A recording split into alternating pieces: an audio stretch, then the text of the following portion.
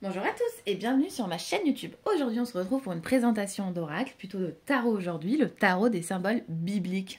Le livre de 78 lames de Christine Benoît, illustration de J.M. Misiazrek, j'espère ne pas trop l'effleurer, aux éditions Grancher que je remercie infiniment. Le coffret est magnifique, on est sur un gros coffret.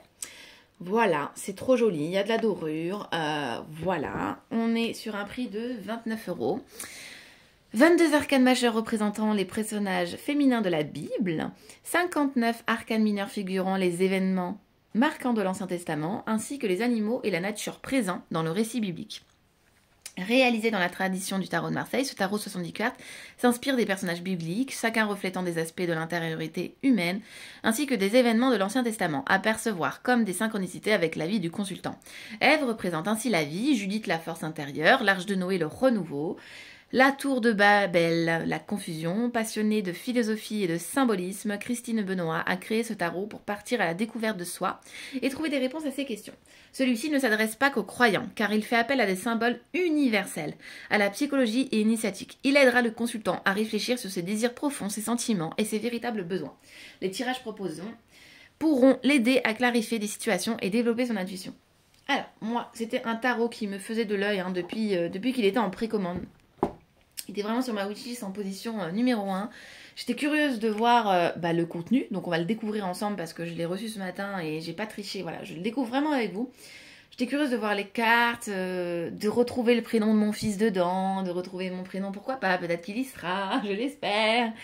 D'y voir un peu les symboliques associés au tarot. Ça m'intrigue. Voilà, vraiment c'est un tarot qui je sais va me plaire, je n'ai aucun doute. Donc c'est parti, on va le découvrir ensemble. Une jolie boîte.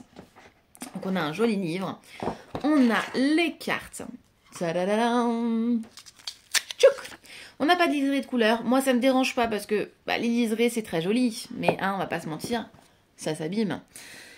Ève, en carte numéro 1, la vie, discernement et énergie initiatrice. Sarah, le tout est possible, confiance et patience. En 3, on a Rebecca, la guidance, intelligence et détermination. Donc on a des mots-clés trop chouettes. Dévouement et constance avec Léa. La veuve de Sarepta, la foi, partage et profusion. Celle-ci, l'amour inconditionnel, juste choix, accueil de ce qui est. Trop beau. Ruth, la fidélité, don de soi, humilité. Donc les illustrations, elles sont très jolies. Elles font typique avec nos livres anciens.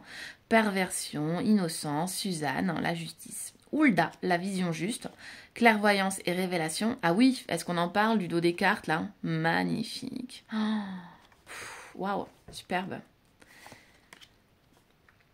Bethsabée, la beauté, agir, subir.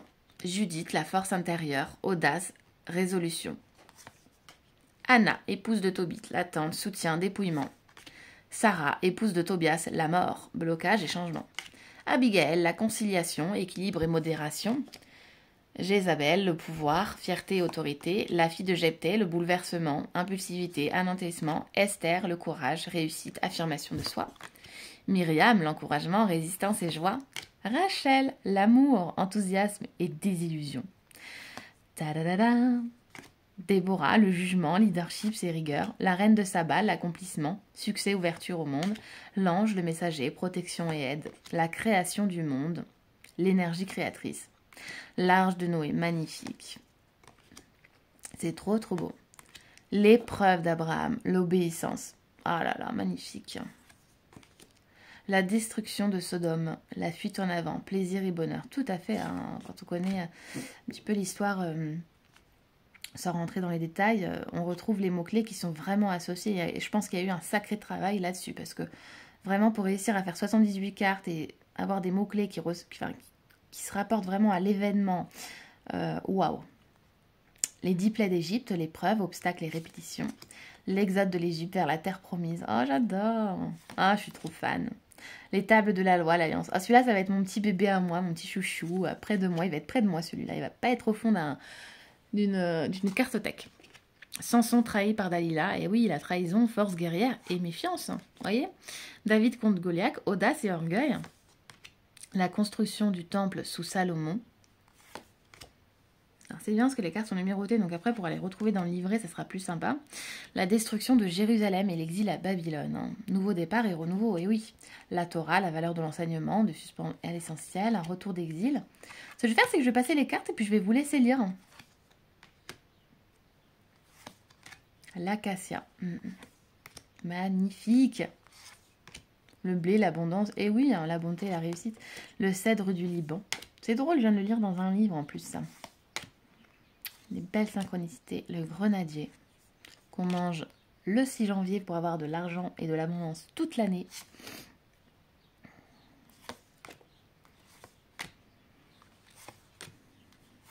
Magnifique, les illustrations sont vraiment incroyables. L'or.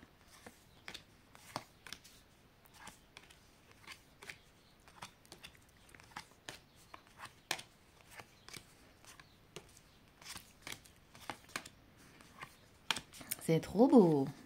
Oh là là là là. Celle-là, je l'avais vue sur Amazon. Oh waouh. On adore. Eh oui. Tiens, le moustique, l'agressivité, éveil et contrariété. Le poisson. Et puis le dos des cartes, là, le contour aussi, c'est trop beau. Eh ben oui, le serpent, évidemment. Et en dernier, nous avons le taureau, la puissance avec l'œil d'Horus et la croix d'Ankh, force créatrice et l'instant présent. On va découvrir ensemble le livret, plutôt le livre, hein, parce qu'on est vraiment sur un gros guidebook. C'est parti.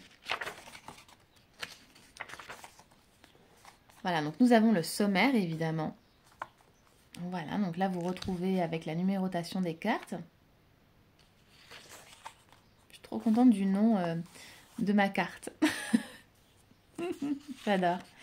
Donc la nature, les animaux, voilà, tout est répertorié correctement. Présentation et méthode de tirage. À la découverte soi, le symbolisme de ce tarot. Je ne sais pas si vous regardez, mais l'écriture est très jolie. La police d'écriture est très jolie. Arcane majeur, le chemin. Arcane mineur, 18 événements numérotés de 23 à 40. Le dos des arcanes, eh oui, le sceau de Salomon. Moi, c'est un symbole que j'utilise en protection, que j'utilise lors de mes soins énergétiques. C'est vraiment un symbole très puissant, très protecteur et puis très joli. Je trouve que c'est magnifique ce symbole. Comment utiliser ce tarot?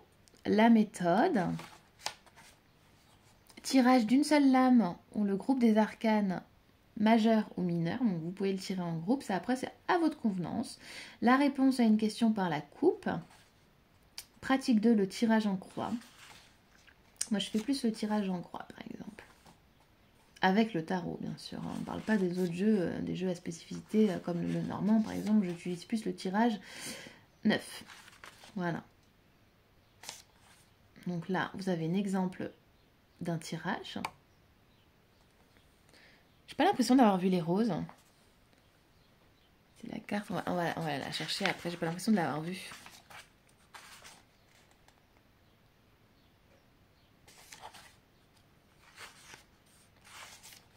Donc ensuite on va rentrer sur la partie des cartes. Donc là, on découvre la carte numéro 1. Donc Ève, la vie. Qui suis-je? J'étais Isha. La partie féminine de l'être humain nommé Adam. Après l'exil du jardin de l'Éden, je suis devenue Ève, qui signifie l'être qui donne la vie. On a la description de la lame. Je vous laisserai prendre une capture d'écran si vous souhaitez la lire. L'analyse de l'arcane.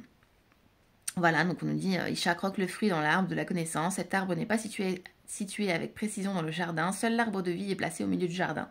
L'arbre de vie représente l'unité de la vie, tandis que l'arbre de la connaissance est décrit comme étant à la fois bon ou mauvais. Cela signifie qu'il est en potentialité à la fois ce qui est et ce qui n'y est pas. C'est le fait de manger le fruit qui a créé une réalité, celle de se figer dans un certain état de conscience. Cela engendre le passage d'un état à un autre, du subtil à l'épais.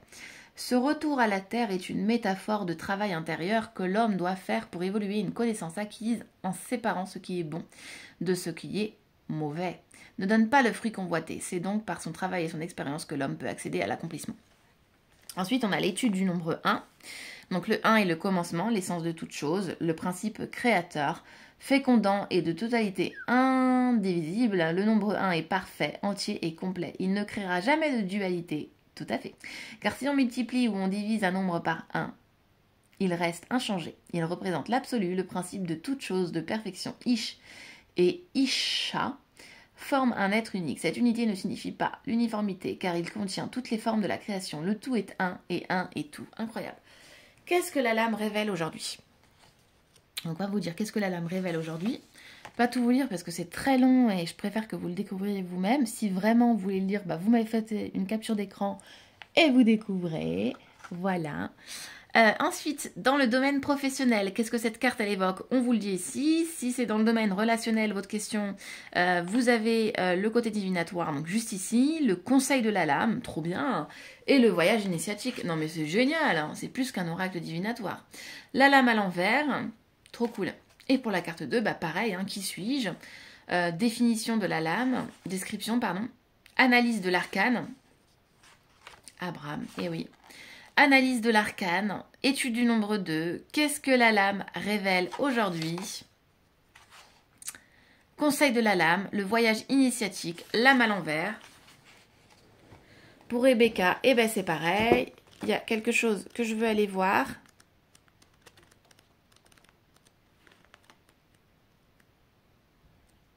Voilà.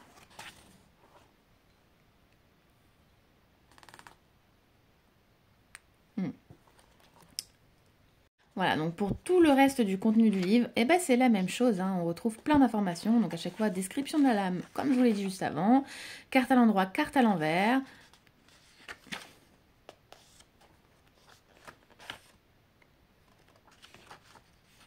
Donc là, c'est pour les mineurs, hein, description de la lame, carte à l'endroit, carte à l'envers, l'encens, la paix intérieure.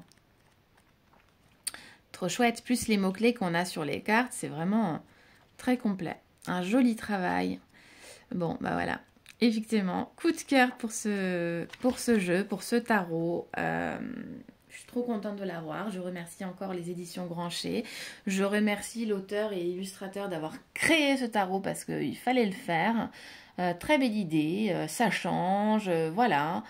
Moi, je suis sûre que je vais apprendre plein de choses parce qu'on connaît, je ne connais pas tout évidemment, et tant mieux parce que c'est un plaisir pour moi d'approfondir mes connaissances et de découvrir de nouvelles choses. Et surtout, je suis trop contente parce que pour ceux qui me connaîtront, il y a une carte qui porte mon nom et une carte qui porte le nom de mon amour, mon petit-fils d'amour. Donc, je suis trop contente. Voilà. Et je vais vous faire un tirage avec sur Instagram. N'hésitez pas, si vous voulez me contacter, à me contacter directement sur ma chaîne Instagram, mon compte Instagram plutôt, donc Radio Guidance. Je vous remercie pour votre présence, je vous remercie d'avoir été présent, je vous remercie pour tous vos likes, vos abonnements et je vous dis à très vite pour une nouvelle présentation.